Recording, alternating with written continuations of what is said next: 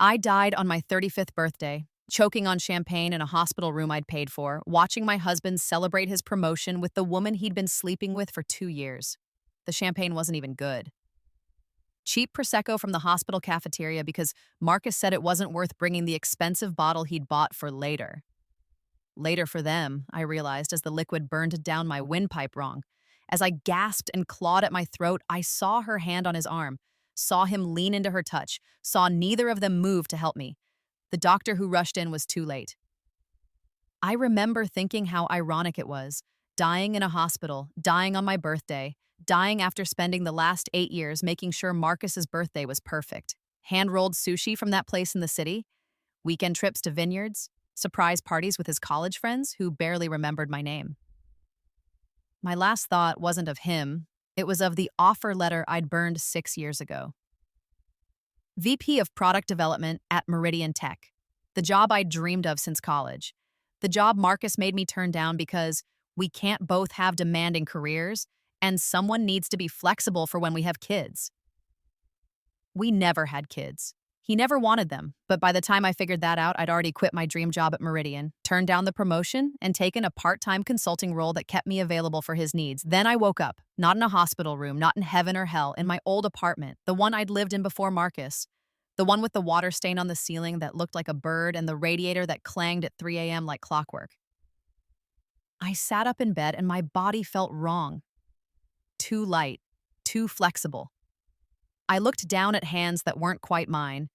Younger, no wedding ring, no scar from when I'd cut myself opening champagne for one of Marcus's celebrations. The clock on my nightstand read 6:47 a.m. The date made my heart stop. March 15th, 8 years ago, the day Marcus proposed, I had somehow impossibly gone back. My phone buzzed on the nightstand. A text from Marcus. "Morning, beautiful. Can't wait for tonight. I have a question for you." My stomach turned. I knew what tonight was.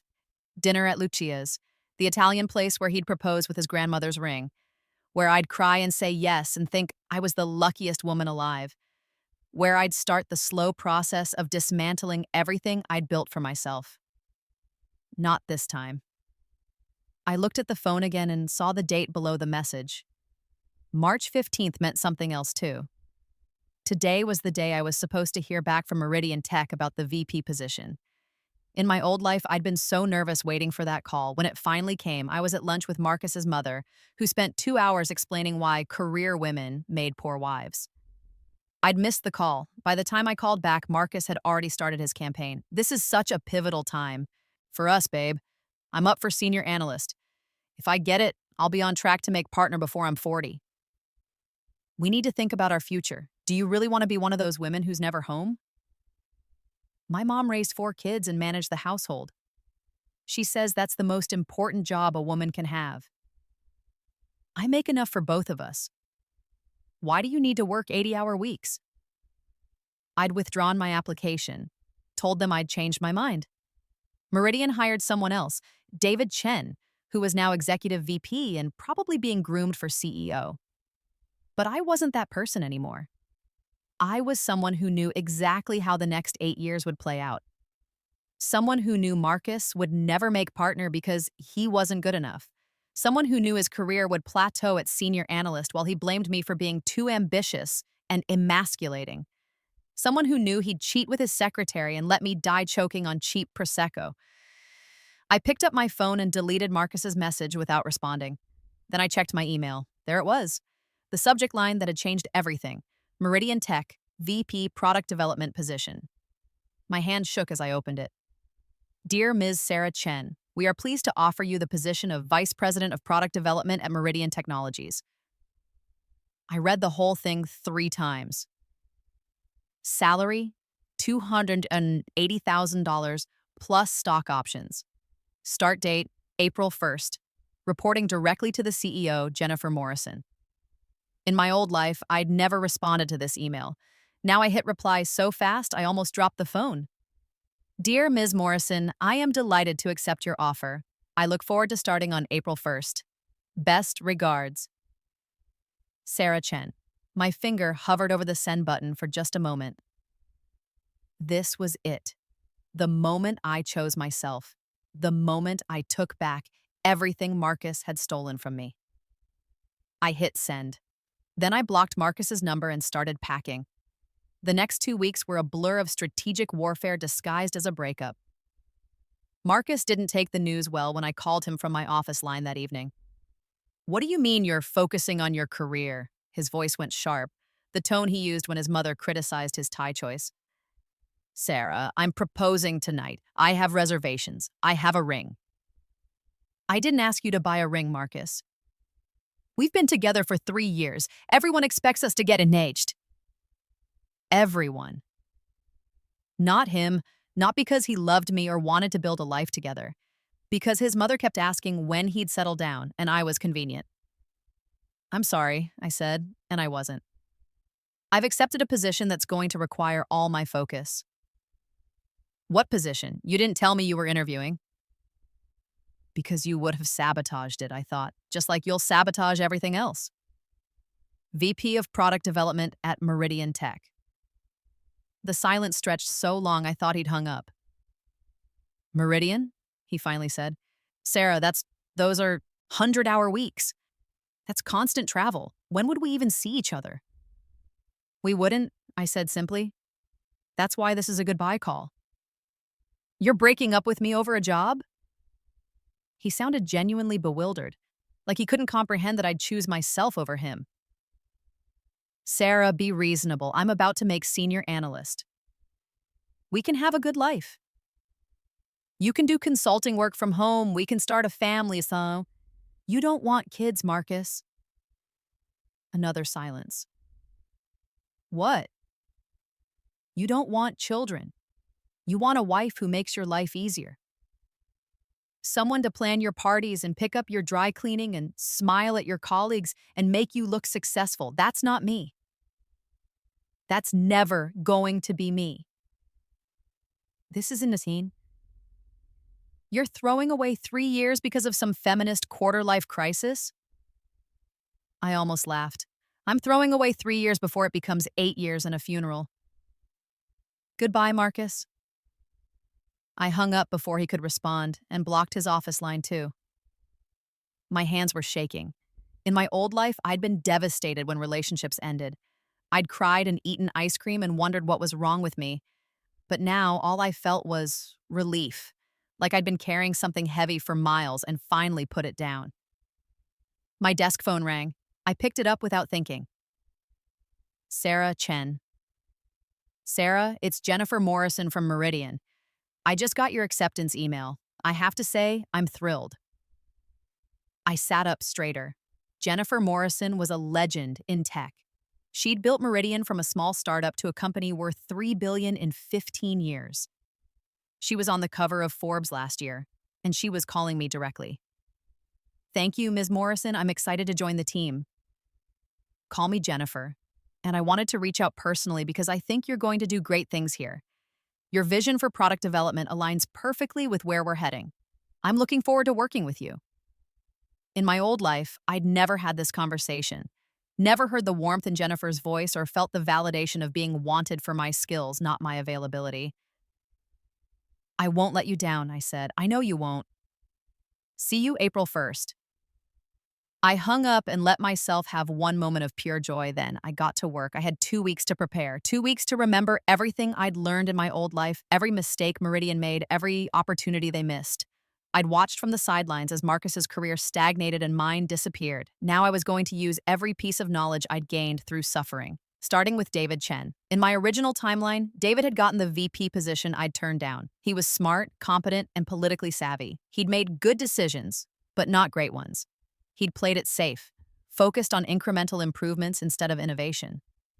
Under his leadership, Meridian had grown steadily but slowly, missing the mobile revolution until it was almost too late. I wasn't going to make those mistakes.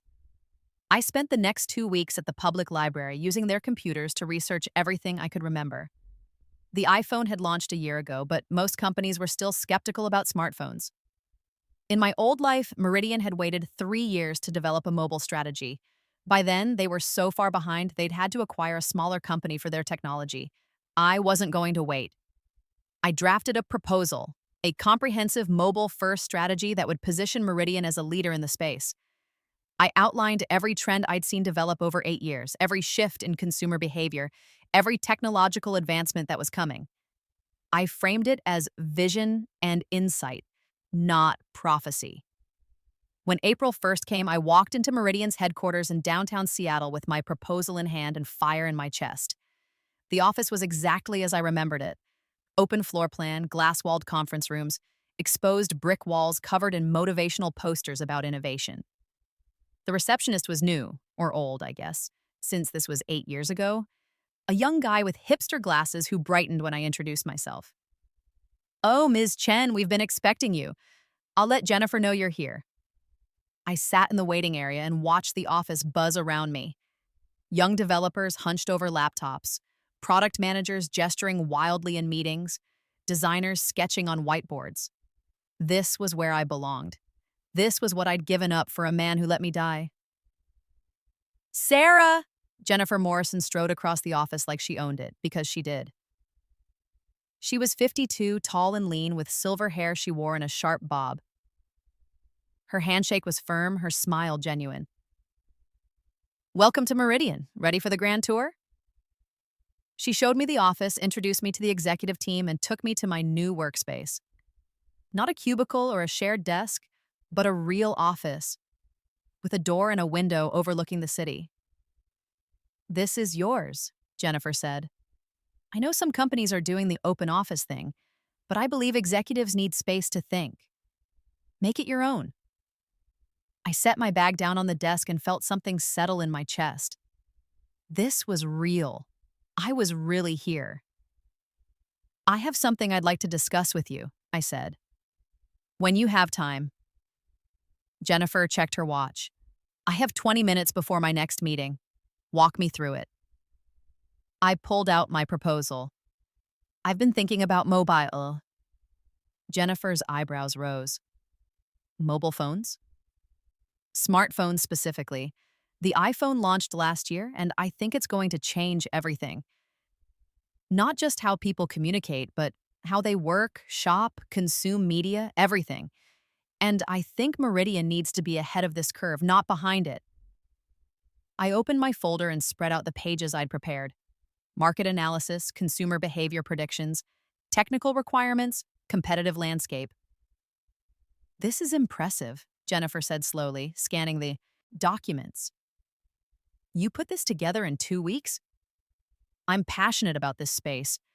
I think if we move now, we can establish Meridian as a mobile-first company before our competitors even realize there's a race." Jennifer looked at me with new interest. "What exactly are you proposing?" "A dedicated mobile division. We rebuild our core products for mobile platforms, but we don't just shrink them down. We reimagine them for how people actually use phones. Touch interfaces, location awareness, push notifications. We make our products indispensable on mobile." "That's a massive investment." "It is, but in 3 years, everyone will be doing this. The companies that wait will spend twice as much to catch up. The companies that move now will own the market." Jennifer was quiet for a long moment, studying the proposal. Then she looked up at me. "You've been here for 30 minutes, and you're already pitching me a company-wide strategic shift." My heart sank. I'd pushed too hard, too fast. In my eagerness to prove myself, I'd overstepped. "I love it," Jennifer said. "This is exactly why I hired you. Give me a week to review this properly and we'll present it to the board." I blinked. "Really?" "Really, Sarah, I didn't bring you in to maintain the status quo. I brought you in to push us forward. This is that push." She gathered up the pages and stood. "Get settled today. Tomorrow, I want you to meet the product team and start understanding our current roadmap. By the end of the week, I want a detailed implementation plan for this mobile strategy." "You'll have it?" Jennifer paused at the door. "One more thing.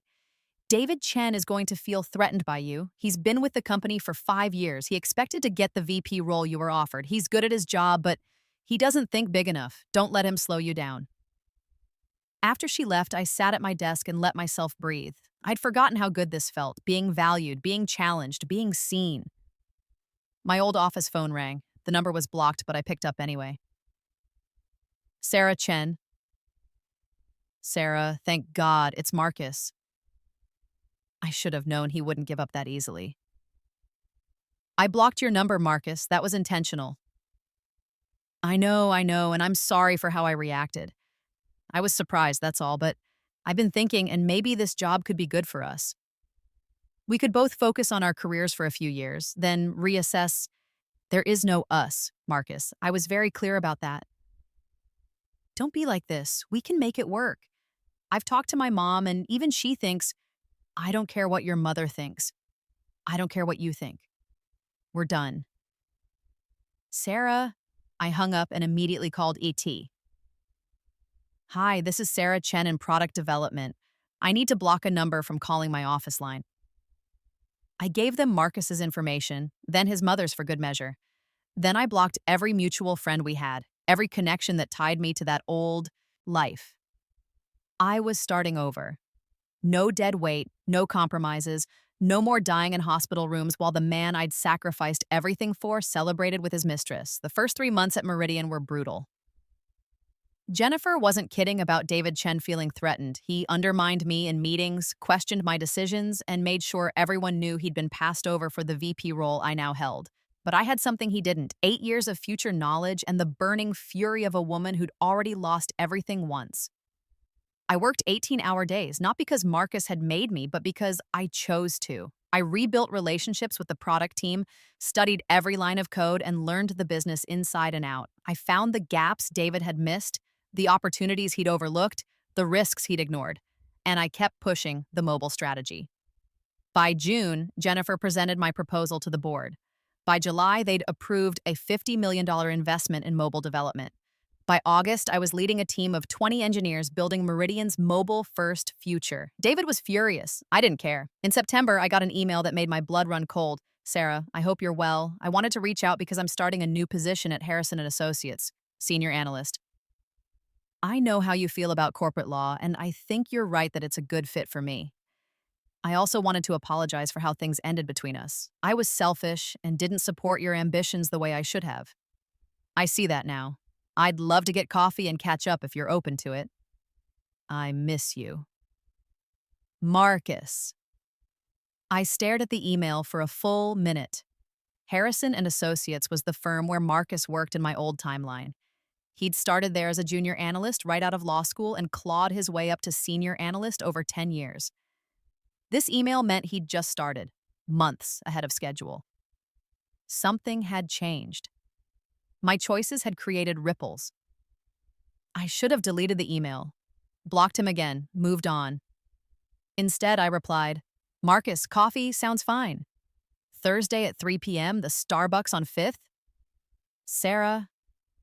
I told myself it was curiosity. I told myself I just wanted to see him to confirm that I'd made the right choice.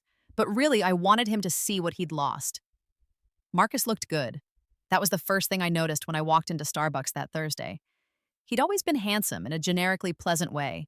Tall, clean-cut, the kind of face that photographed well at company events. He'd gotten a haircut and was wearing a new suit, probably bought to celebrate his new job. He stood when he saw me, and his smile faltered. I'd changed too. 3 months of sleeping properly, eating well, and not living under constant stress had transformed me. I'd lost the weight that anxiety had packed on, my skin had cleared up, and I'd started dressing like the executive I was. Today, I wore a tailored navy dress and heels that made me tall enough to look him in the eye. Sarah, he said, you look so amazing. Thank you. I didn't return the compliment. I sat down and folded my hands on the table. How's the new job? Good, great, actually. Harrison is exactly what I was looking for. He paused. I heard Meridian is doing some exciting things with mobile technology. I saw the press release about your new division.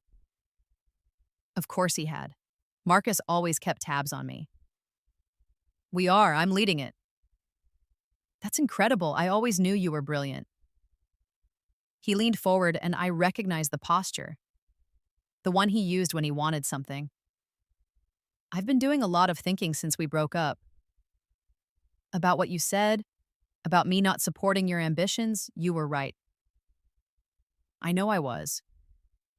He blinked, thrown by my directness. Right. Well, I'm trying to be better, work on myself. And I was hoping maybe we could try again? Slowly, no pressure. Just dinner sometimes, see where it goes. I looked at him across the table and felt nothing. No anger, no love, no regret. Just a mild curiosity about what I'd ever seen in him. No, I said simply. No, just like that? Just like that. Marcus, you didn't support my ambitions because you don't actually care about my ambitions.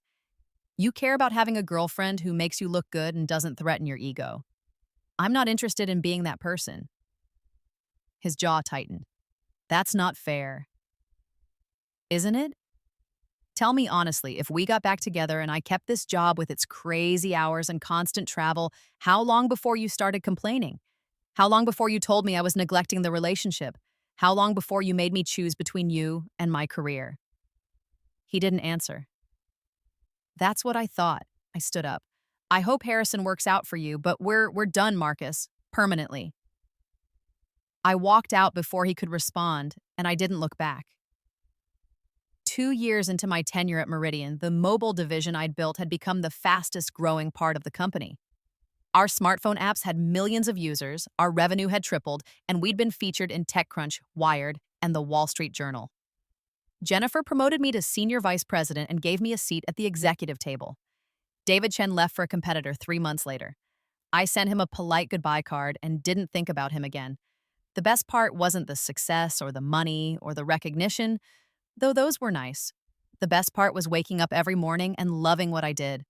The part where I got to build things that mattered, lead teams that respected me, and make decisions that shaped the future of technology. I'd forgotten what that felt like. Or maybe I'd never known.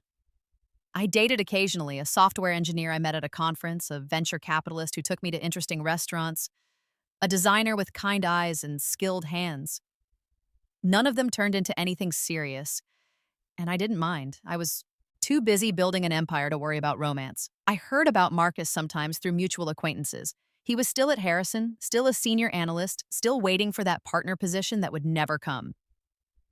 He'd dated a paralegal for 6 months before she left him for someone more ambitious. The irony made me smile. In my 4th year at Meridian, Jennifer called me into her office on a Friday afternoon. "Close the door," she said. I did. My stomach tightening. Jennifer's serious tone usually meant either very good news or very bad news, and I couldn't tell which this was. "I've been diagnosed with pancreatic cancer," she said without preamble. "Stage 3. My oncologist says I have maybe 2 years with aggressive treatment." The world tilted. "Jennifer, I'm telling you first because you need to know. I'm going to step down as CEO within the next 6 months. I want to spend whatever time I have left with my family, not in board meetings." She looked at me steadily. "I'm recommending you as my replacement." I couldn't breathe. Me, Jennifer? I'm 33 years old. I've been here 4 years. And in those 4 years, you've done more for this company than anyone else. You saw the mobile revolution coming and positioned us to lead it. You've built teams, launched products, and driven revenue growth that exceeded every projection. The board trusts you. I trust you. She paused. "Do you want this?" Did I want this? Did I want to be CEO of a $5 billion company at 33? Did I want the responsibility, the pressure, the constant scrutiny? I thought about dying in a hospital room, forgotten and ignored. I thought about the offer letter I'd almost thrown away. I thought about every choice I'd made since waking up in my old apartment with a second chance. "Yes," I said, "I want this." "Good. We'll announce it next month. Start preparing." The announcement made headlines. Meridian Technologies names 33-year-old Sarah Chen as new CEO. Tech wonderkin takes helm at major software company. From VP to CEO, the meteoric rise of Sarah Chen. My phone exploded with congratulations from colleagues, friends, industry contacts. My mother called crying with pride. My college roommate sent champagne. And Marcus sent a LinkedIn message. Congratulations on the CEO position. You've earned it. I always knew you were destined for greatness. I stared at the message for a long time. Then I deleted it without responding. Jennifer spent the next 3 months teaching me everything she knew about running Meridian. She introduced me to key board members, walked me through strategic decisions, and gave me access to files and contacts that would take years to build on my own. You're going to make mistakes, she told me one afternoon as we reviewed quarterly projections. Everyone does. The key is to make them fast, learn from them, and move on. Don't get paralyzed by perfectionism. That's easy for you to say. You built this company from nothing. And you're going to take it to heights I never could. She looked at me with fierce certainty. You're young, Sarah. You have energy and vision and courage. Use them. Don't let anyone make you small. I thought about Marcus telling me to quit my dream job. I thought about dying at 35 with nothing to show for my sacrifices. I won't, I promised. Jennifer stepped down in December. I became CEO of Meridian Technologies on January 2nd, my 34th birthday. The first thing I did was authorize a $100 million investment in AI research. The second thing I did was restructure the executive team to eliminate the dead weight, the yes men and the politicians who cared more about their titles than the company's success. The third thing I did was call an all-hands meeting. 2,000 employees packed into the auditorium and the overflow rooms. I stood on stage in a red dress that cost more than my first car and looked at the sea of faces waiting to hear what I had to say. I'm 34 years old, I began. Some of you are wondering if I'm qualified to lead this company. Some of you are worried I'm going to destroy everything Jennifer built. Some of you are already updating your LinkedIn profiles. Nervous laughter rippled through the crowd. I'm not going to lie to you. I am going to change things. I'm going to push us harder, take bigger risks, and demand more from everyone in this room. If you're comfortable with how things are, this is probably not the place for you. I paused and looked around the room.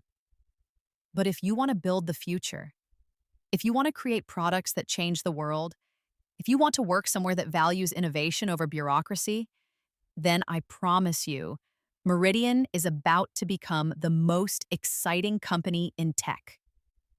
I outlined my vision: expansion into AI, cloud computing, and emerging markets, aggressive hiring of the best talent, a culture of experimentation and intelligent risk-taking. We're not going to play it safe, I said. Safe is how you become irrelevant. We're going to lead. The applause started slowly, then built to a roar. I walked off stage and directly into a board meeting where I spent 3 hours defending my strategy. Some board members loved it. Others thought I was reckless. But I'd learned from Jennifer, you don't wait for unanimous approval. You build consensus where you can and push forward anyway. The next 6 months were chaos. We launched 3 new products, hired 200 engineers, and opened offices in Singapore and London. Our stock price jumped 20%. Forbes put me on the cover with the headline, The Disruptor. And then, in July, I got a call from Harrison and Associates. Ms. Chen, this is Patricia Hartwell, managing partner at Harrison. I was hoping we could schedule a meeting to discuss a potential legal matter. I recognized the name. Patricia Hartwell was the partner Marcus had always wanted to impress, the one whose approval he'd craved, the one who in my old timeline had passed him over for partner 3 times before he finally gave up. What kind of matter? I asked. We've had an internal situation that requires discretion. One of our senior analysts has been accused of some concerning behavior. We're conducting an investigation and your name came up in connection with the analyst. I'd like to speak with you confidentially if possible. My pulse quickened. Which analyst? Marcus Thornton. Of course. I scheduled the meeting for the following day at my office. Patricia Hartwell arrived exactly on time, a sharp-eyed woman in her 60s with silver hair and a no-nonsense demeanor. Thank you for seeing me, she said as we settled into my conference room. I'll get straight to the point. We've received complaints from several female employees about Marcus Thornton's behavior. Unwanted advances, inappropriate comments.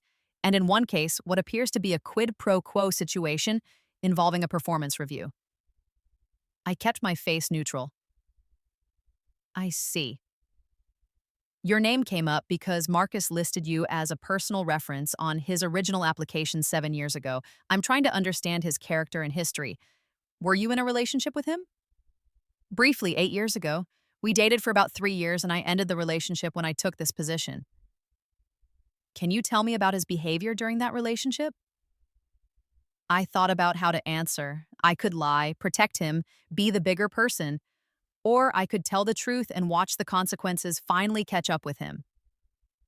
Marcus is charming and ambitious, but he's also manipulative and controlling, I said carefully. During our relationship, he repeatedly pressured me to sacrifice my career for his. He wanted a partner who would be available to support his ambitions, not someone with ambitions of her own. When I chose my career over him, he tried multiple times to convince me I was making a mistake. Patricia made notes. Did he ever behave inappropriately? Anything that might indicate a pattern of the behavior we're seeing now? I thought about the pressure to quit my job, the constant undermining of my confidence, the way he'd framed his control as love and my resistance as selfishness. He was never physically inappropriate, I said, but he had a very specific view of how women should behave in relationships and in the workplace.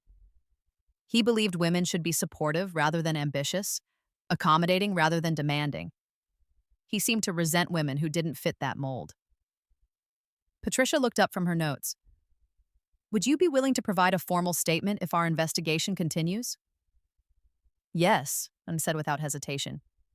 If it helps protect other women from experiencing what I did, absolutely. After Patricia left, I sat in my office and felt the satisfaction of cosmic justice. Marcus had tried to control my career, and now his career was imploding. He'd wanted me to be small so he could feel big, and now I was CEO while he faced termination. I didn't celebrate. I just felt vindicated. 2 weeks later, Harrison and Associates fired Marcus Thornton for sexual harassment and creating a hostile work environment. The news spread quickly through legal circles. His reputation was destroyed. No major firm would touch him.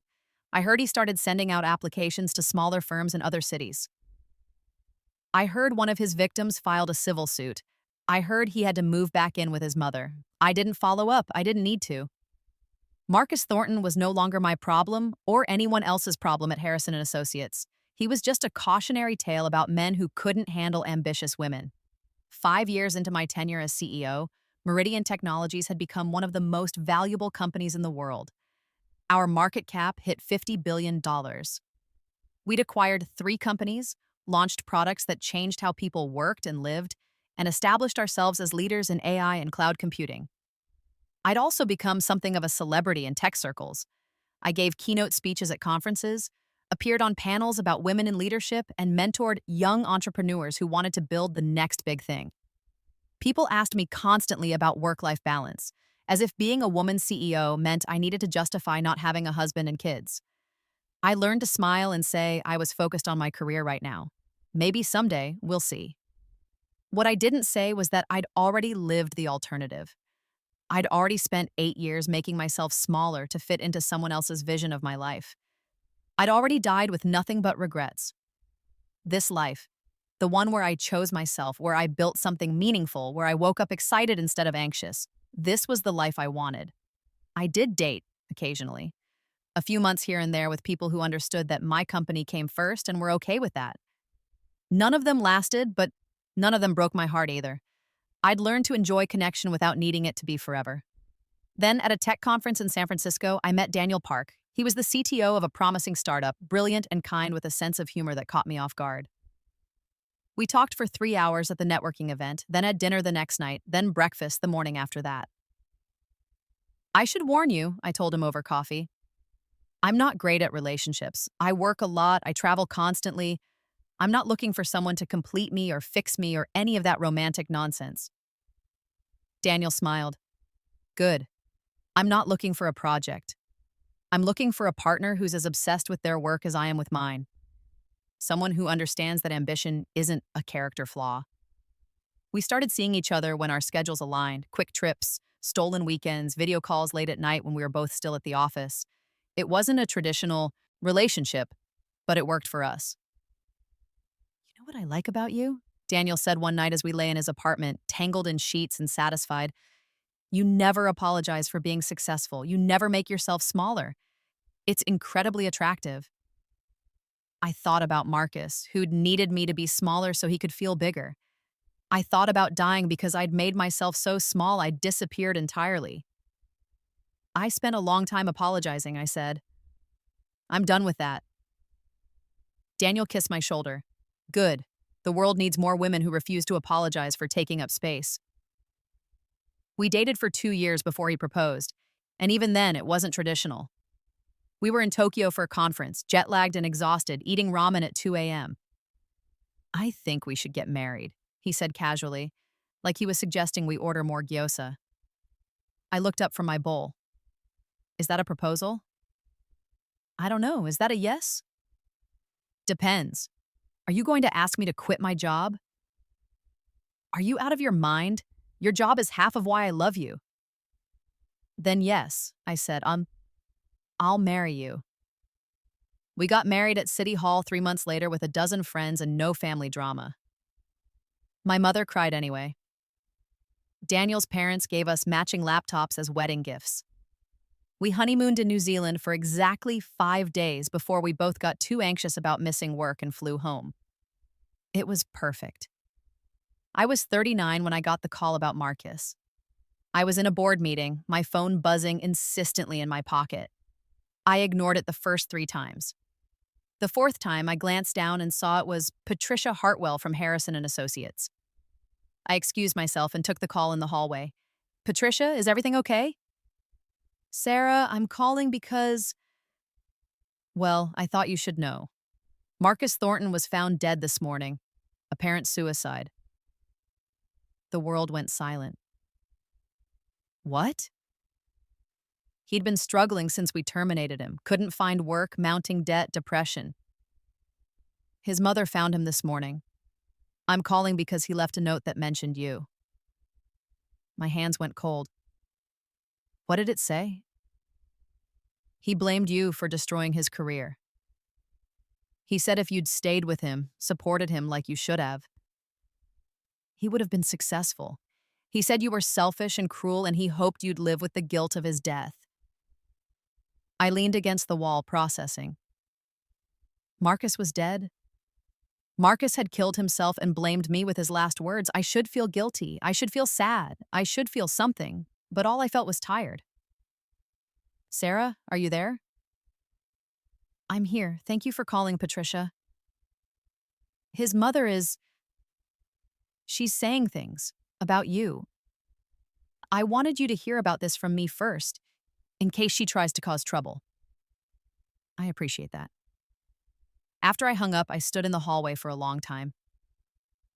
Through the glass wall of the conference room, I could see my executive team waiting for me. My company, my people, my life.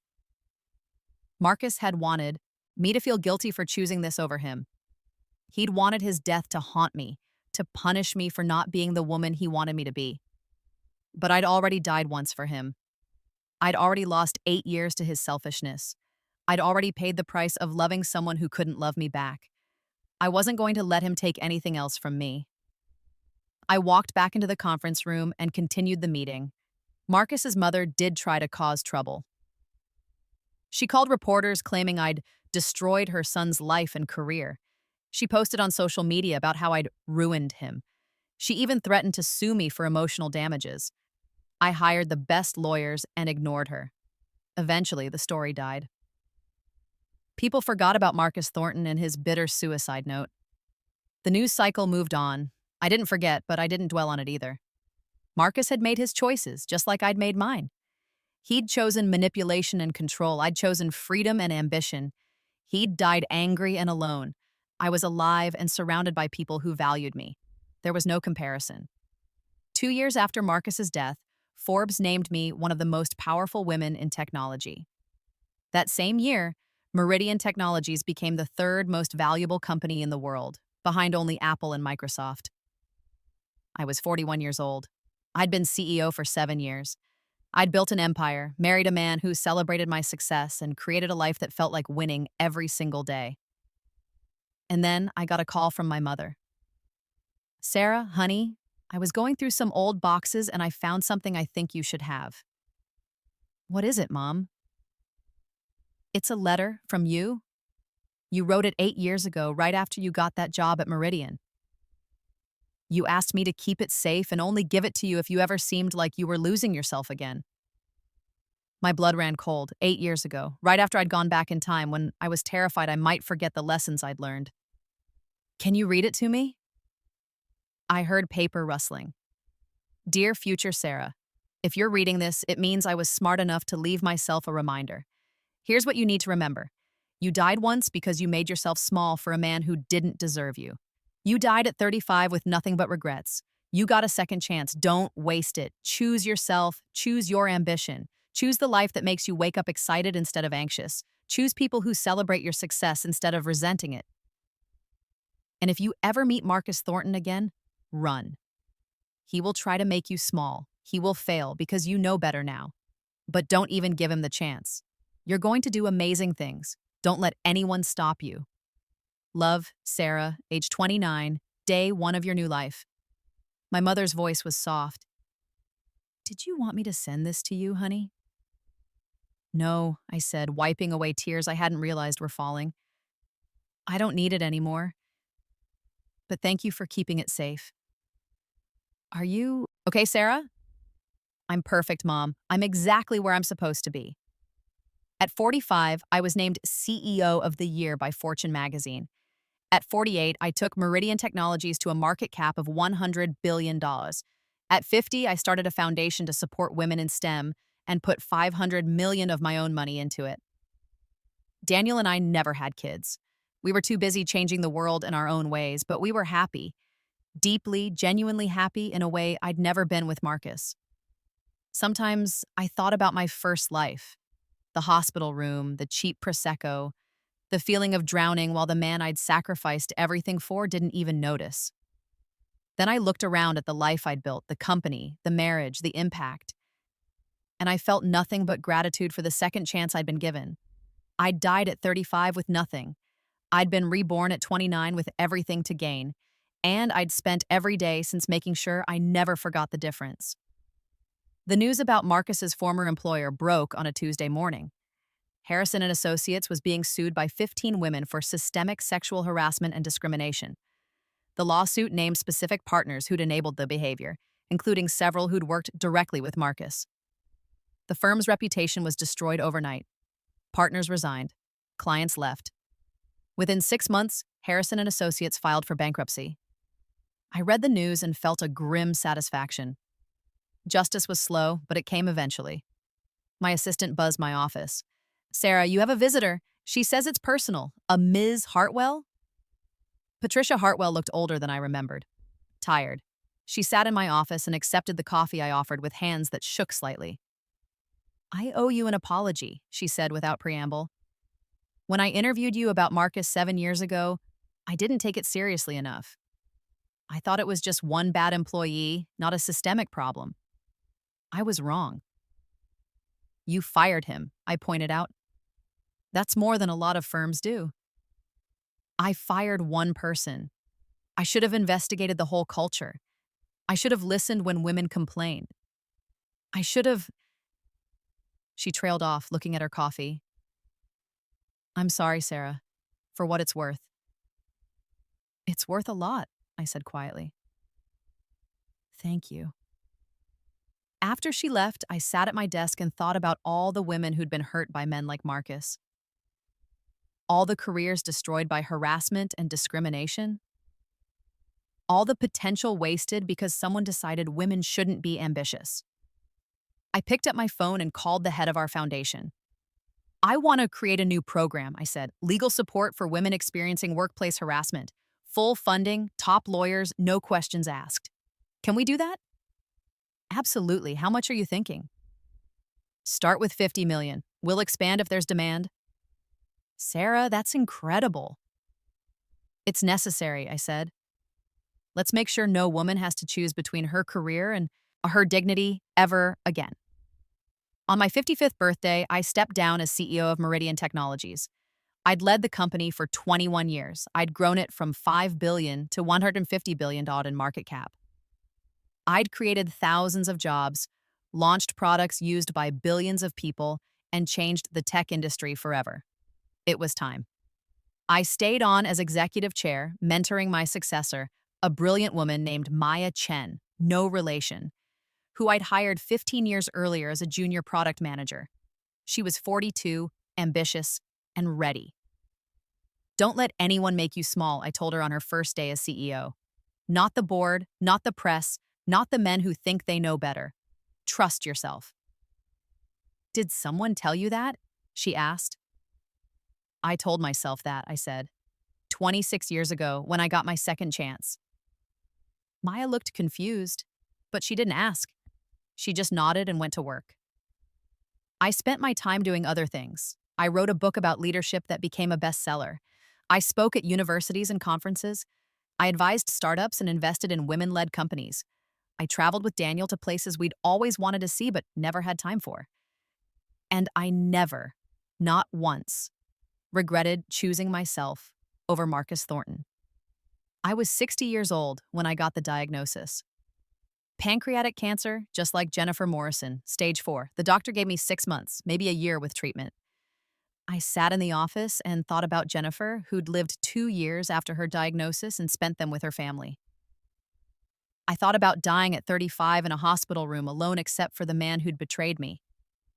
I thought about this life, full, rich, exactly what I'd wanted. I'll do the treatment, I told the doctor. But I'm going to spend whatever time I have left doing what I love.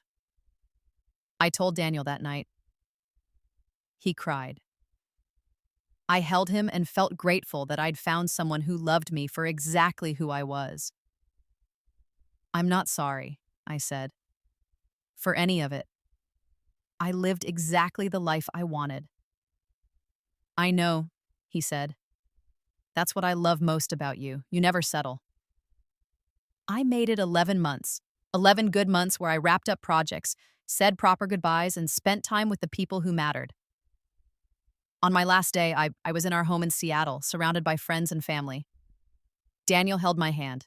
Maya came to visit and told me about Meridian's latest product launch. My mother sat by my bed and told stories about when I was young. I wasn't alone. I wasn't forgotten. I wasn't dying with nothing but regrets. As I drifted off, I thought about that hospital room in my first life, the cheap Prosecco, Marcus celebrating with his mistress while I choked. Then I thought about everything that came after.